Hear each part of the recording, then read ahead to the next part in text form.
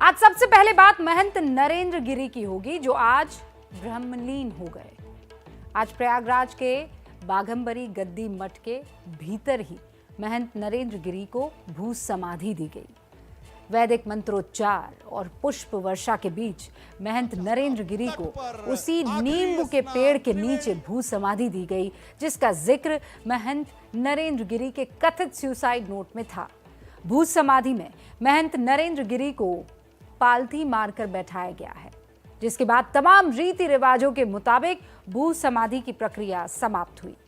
1 साल तक इसी जगह की पूजा की जाएगी और उसके बाद इसी जगह पर एक शिवलिंग स्थापित करके यहाँ एक मंदिर बनाया जाएगा। महंत नरेंद्र गिरी की भू समाधि देने के दौरान 13 अखाड़ों के साधु संत वहां पर मौजूद थे। उससे पहले महंत नरेंद्र गिरी के पार्थिव शरीर को मठ से संगम भी ले जाया गया और लेटे हनुमान मंदिर के दर्शन भी कराए गए। सब कुछ वैसा ही हुआ जैसा महंत के कथित सुसाइड नोट में लिखा हुआ था, लेकिन महंत के उत्तराधिकारी को लेकर पेच फंस गया है। हम आपको ये रिपोर्ट दिखाए उससे पहले महंत की मौत से जुड़ी कुछ एक्सक्लूसिव जानकारी मैं आप तक पहुंचाना चाहती हूं, आपके सामने रखना चाह रहे हैं हम। आज महंत के पार्थिव शरीर को पोस्टमार्टम के लिए भेजा गया था। पोस्टमार्टम हुआ। इस रिपोर्ट में महंत नरेंद्र गिरी की मौत की वजह फांसी है। पोस्टमार्टम रिपोर्ट के मुताबिक शरीर पर किसी तरह के कोई चोट के निशान नहीं मिले हैं। इसी रिपोर्ट के मुताबिक महंत नरेंद्र गिरी की मौत का समय 20 सितंबर को दोपहर 3 से 4 बजे के बीच का है। पुलिस अब ब्लैकमेलिंग के एंगल से मामले की तफ्तीश में जुट गई है। पुलिस को उस फोटो की तलाश है जिसका जिक्र महंत नरेंद्र गिरी के कथित सुसाइड नोट में है। अगर ऐसी कोई फोटो है जिससे महंत को ब्लैकमेल करने की कोशिश हो रही थी, तो वो फोटो है कहां, किसके पास मौजूद है? महंत नरेंद्र गिरी के मोबाइल से पुलिस को एक वीडियो भी मिला है। वीडियो में भी महंत ने इन तीनों गिरफ्तार आरोपियों का नाम लिया है। महंत नरेंद्र गिरी ने सुसाइड नोट वाली बातें उस वीडियो में भी कही है। पुलिस ने इस वीडियो को फोरेंसिक जांच के लिए भेज दिया है, ये पता करने के लिए कि वीडियो आखिर बनाया कब गया। पुलिस ने सुसाइड नोट को फोरेंसिक जांच के लिए भेजा है। मौके से महंत नरेंद्र गिरी के लिखे कई सारे दस्तावेज मिले हैं, जिन्हें कब्जे में ले लिया गया है और हैंडराइटिंग एक्सपर्ट को इन्हें सौंप दिया गया है। रिपोर्ट आने के बाद ये अब साफ हो जाएगा कि सुसाइड नोट नरेंद्र गिरी ने खुद लिखा था, किसी और से लिखवाया था या किसी और ने लिख दिया है। पुलिस आनंद गिरी के कॉल डिटेल्स की जांच कर रही है, क्योंकि आनंद गिरी ने पुलिस की पूछताछ में बताया है कि मई में महंत नरेंद्र गिरी से समझौता हो जाने के बावजूद दोनों में दूरियां थी। उसके बाद से दोनों की आपस में कभी बात नहीं हुई।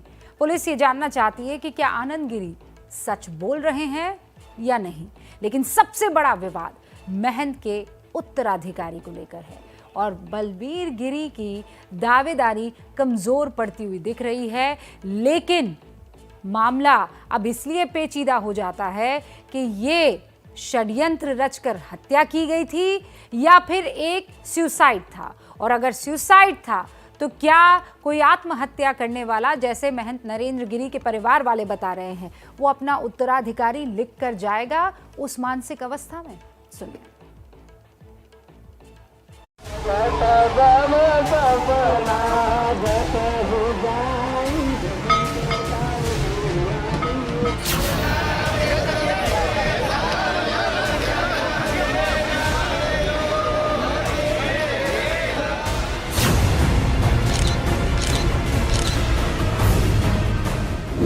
एक सुसाइड नोट आत्महत्या साबित करने का सबसे अहम सबूत होता है, लेकिन महंत नरेंद्र गिरी के मामले में सुसाइड नोट ही सबसे बड़ी मिस्ट्री बन गया है, क्योंकि महंत नरेंद्र गिरी के करीबी इसे सुसाइड नोट के बजाय साजिश नोट करार दे रहे हैं।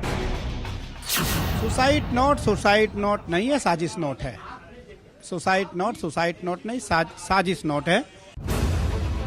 वैसे तो महंत की आत्महत्या के बाद से ही मौत की वजह पर सवाल उठने लगे थे, लेकिन उनका सुसाइड नोट सामने आने के बाद बुद्धि और उलझ गई। सुसाइड नोट पर उंगलियां संत समाज के साथ साथ सियासत की दुनिया से भी उठ रही हैं। सुसाइड नोट पर इतना संदेह क्योंकि वो सुसाइड नोट नहीं है।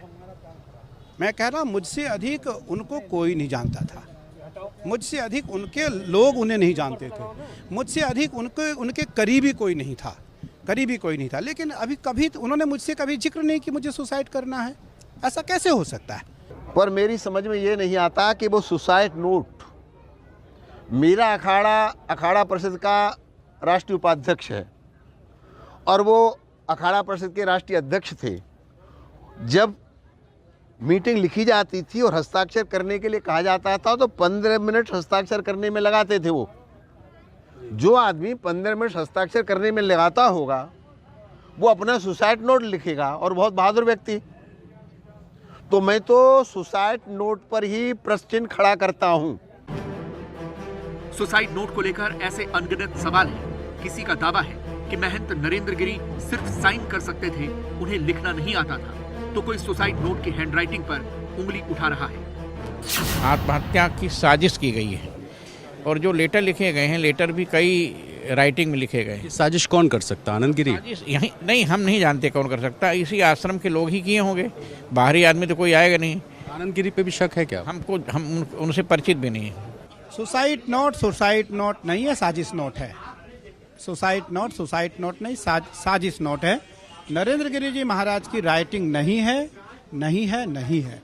नरेंद्र गिरी जी महाराज कभी इस प्रकार से कोई भी पत्र नहीं लिखते थे। वो हमारे साथ के मैन थे, हमारे साथ अखाड़े में रहते थे, हम सब जानते, वो लिख नहीं पाते थे। और ये जो लेटर लिखा गया जो सोशल मीडिया पे आप देखें, ये लेटर जो है करीबन इसमें जो मैं समझता हूँ ये BA MA से कम इसकी एजुकेशन नहीं होगी जिसने ये लिखा हुआ है। नरेंद्र गिरी के सुसाइड नोट पर सवाल लेटर की हैंडराइटिंग, उनके लेखन ज्ञान और सिग्नेचर को लेकर उठ रहे हैं। इसलिए हमने नरेंद्र गिरी के सुसाइड लेटर की हैंडराइटिंग को उनके एक पुराने दस्तावेज पर किए गए सिग्नेचर से मिलाया। आपकी स्क्रीन के बाईं ओर महंत नरेंद्र गिरी का वो सुसाइड नोट है जो सबसे पहले ABP न्यूज ने दिखाया था। इस सुसाइड नोट में नीचे की ओर नरेंद्र गिरी के साइन भी किए हुए हैं। आपकी स्क्रीन के दाईं ओर एक और दस्तावेज है। वैसे तो ये दस्तावेज नरेंद्र गिरी और उनके शिष्य आनंद गिरी के बीच हुए समझौते का है, लेकिन इसके आखिर में इसमें नरेंद्र गिरी के सिग्नेचर जरूर हैं और दोनों में काफी अंतर दिख रहा है। सुसाइड नोट में महंत पूरा लिखा गया है, जबकि 26 मई के दस्तावेज में महंत को शॉर्ट फॉर्म में लिखा गया है। अब ये दोनों साइन एक हैं या अलग, इसकी जांच एक्सपर्ट करेंगे। सुसाइड नोट की हैंडराइटिंग इसलिए भी सवालों के घेरे में है क्योंकि महंत के सबसे करीबी बलबीर गिरी भी हैंडराइटिंग को लेकर लगातार बयान बदल रहे हैं। मैं इतना समझता हूँ कि जहाँ तक मैंने वो राइटिंग देखी है, जो लेख लिखा हुआ है, वो गुरुदेव के हाथ के अक्षर है। हैंड राइटिंग उनकी है नहीं, हम इतना तो आप भी देखते हैं कि जो साइन कर रहा है आदमी, और अगर आप देखेंगे बगल में तो आपको दिख रहा है वो। आप हैंडराइटिंग पहचानते हैं क्या उनकी? नहीं, मैंने पहचानता और मैंने सरकार को सभी को यही बोला है कि जो जांच का विषय है, ये जांच का विषय सरकारों का है। सुसाइड नोट में महंत नरेंद्र गिरी ने बलबीर गिरी को ही पूरे मठ का उत्तराधिकारी बनाया है। ऐसे में उनके बयान बदलने से शक और संदेह की शुरुआत होती है। हैंडराइटिंग और सिग्नेचर के अलावा लेटर लिखने में इस्तेमाल हुए इंक से भी संदेह पैदा होता है। ये महंत गिरी की सुसाइड नोट के दो अलग अलग पन्ने हैं, जिसमें साफ देखा जा सकता है कि अलग अलग इंक का इस्तेमाल हुआ है। सवाल उठता है कि क्या सुसाइड नोट लिखने के लिए महंत ने दो अलग अलग कलम इस्तेमाल की, और अगर उन्होंने ऐसा किया तो क्यों किया? इस तरह यह सुसाइड नोट महंत की मौत की वजह बताने के बजाय उसे और ज्यादा उलझा देता है, और अब इन सवालों का जवाब जांच एजेंसियों को देना है।